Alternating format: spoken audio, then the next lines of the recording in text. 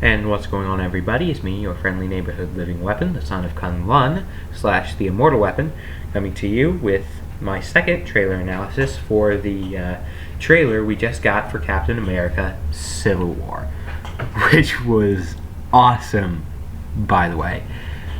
Again, I should tell you that, possible spoiler alerts, I don't know the plot of the movie, and I don't really know any of the details. I'm not an insider on production or anything. This is just me making observations. Some might be right, some might be wrong. So just take everything with a grain of salt. And without further ado, here we go.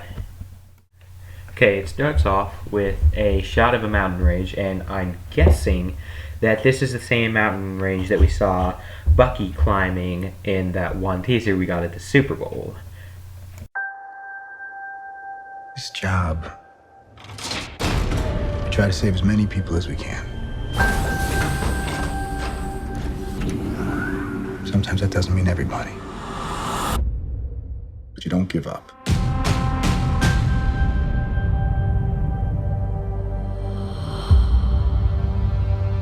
New York, Washington, D.C., Sokovia. Okay, that's enough. Captain, people are afraid. And here we have T'Challa looking very upset, and just like everyone else, I'm guessing that this is where we'll see one or both of his parents die in some kind of explosion, and I'm guessing it'll probably be T'Chaka, his dad, but this will most likely be the scene explaining T'Challa's motivation for his involvement in Civil War. That's why I'm here. We need to be put in check. Whatever form that takes, I'm game. Okay, now this part is very interesting. We have this secret base or something coming up out of the surface of the sea, and online most people seem to concur that this is a prison of some sort. However, I've seen some people say that this is the Raft, one of the prison facilities built in the Marvel Comics universe specifically to house superhuman villains. And again, I don't know anything insidery about the movie, so I could be wrong, but I disagree.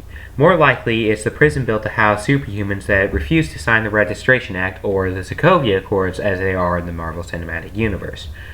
However, if this is the case, then there are some discrepancies between this version and the one they used in the comics. For one thing, this one is rising up out of the sea while the one in the comics is built in the negative zone.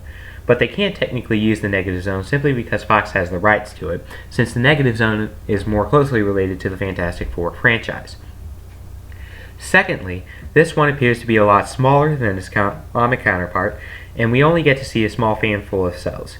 However, there were a ton more superheroes involved in the Civil War comic book storyline than there are active superheroes in the MCU, so they probably just don't need as many jail cells.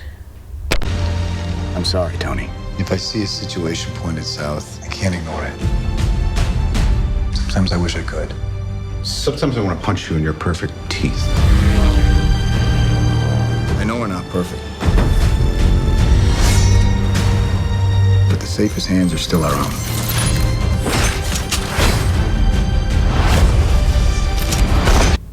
Yo, okay, so that just happened. Although I'm not sure that it did. And again, I could be ever so wrong about this, but I've seen people online taking this as an absolute certainty that he got shot through the chest and that Rhodes is absolutely dead. But I would like to point out a thing or two. He didn't actually get shot in the chest if you look closely enough. His arc reactor just got shot off. And of course, the arc reactor is an important part of the War Machine suit, but it doesn't keep Rhodey alive. So I'm guessing that the shot itself didn't kill him. Now, that fall might have killed him, I don't know. But it definitely appears that he's unconscious and in dire need of medical attention. But I don't know if he's dead. but I'm guessing not just simply because I don't think they would put something that big inside of a trailer. They would let us find out in movie, like they did with Quicksilver. They didn't put that in any of the Age of Ultron trailers. I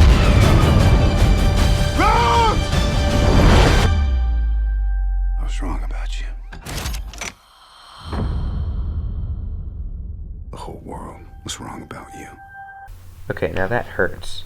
The first time I watched this trailer, I assumed that since it shot over to Bucky while Tony was saying this, that he was addressing Bucky. But then I realized that he was addressing Captain America when he was saying that the whole world was wrong about you. And the whole world at the time thought that, as Ultron put it, Captain America was God's righteous man. So what Tony is doing here is calling Steve just a horrendous person, and I'm guessing this is mostly an emotional move from Tony because of Rhodes' possible death or serious injury, but it still hurts. They're coming for you. I'm not the one that needs to watch their back. Okay, so it seems obvious to me from here that some of the government agents are looking to capture Black Widow as well, which is also kind of weird, but in a way kind of makes sense because if they're trying to capture Bucky because he was assassinating people throughout history since World War II, and so is she as well. So that might kind of make sense if you think about it like that. But another thing I'd like to point out here is that Tony's arm seems to be in a sling. So Tony seems to be taking a lot of physical damage in this movie. This doesn't have to end in a fight, Tony. Okay, now this scene is also particularly interesting to a lot of people online that seem to think that this is Peter Parker's home. Which, of course, I really don't see any problem with. There's not a whole lot of other people whose house it could be, really, in the cinematic universe that they've built up so far. You just started a war.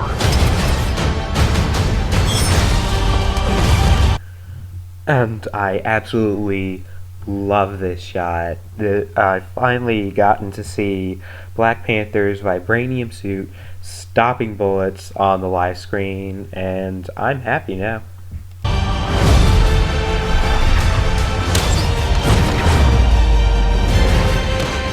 And another iconic shot straight out of the comics, Ant-Man riding one of Hawkeye's arrows, and I love it. I love it, I love it, I love it.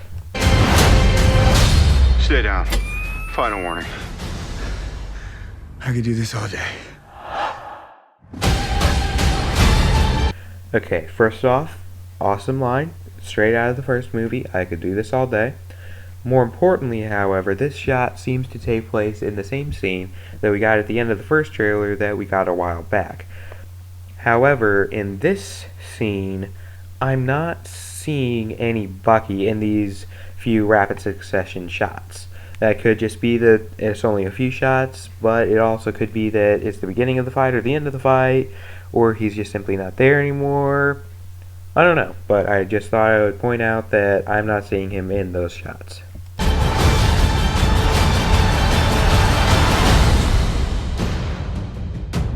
All right, I've run out of patience. On to roost! Hey, everyone. And boom, the most beautiful shot of the trailer. We finally get to see Spider-Man, and this is just so majestic. Can we please cue some sort of angelic chorus? Please. Oh, there we go.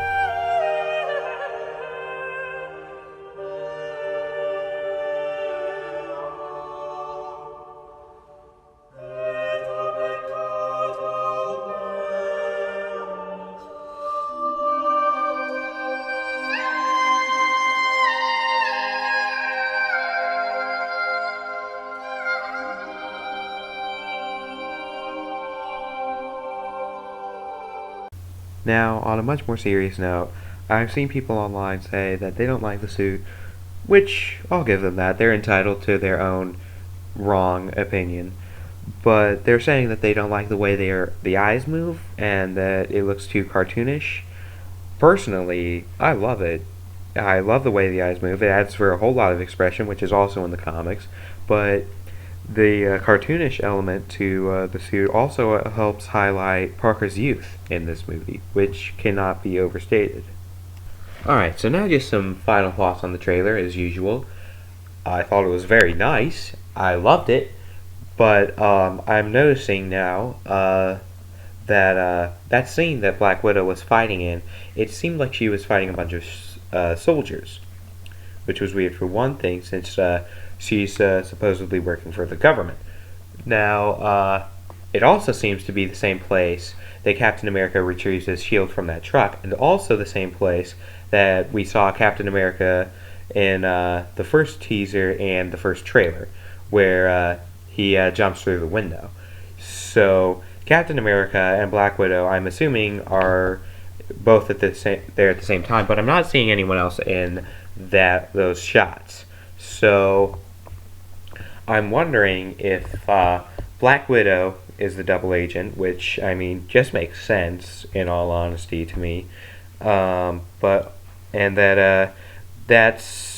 somehow they're trying to meet up somewhere, maybe? I don't know. It's just something to think about. Alright guys, so that's pretty much it. Once again, thanks for watching, and don't forget to like and subscribe, and see you all later.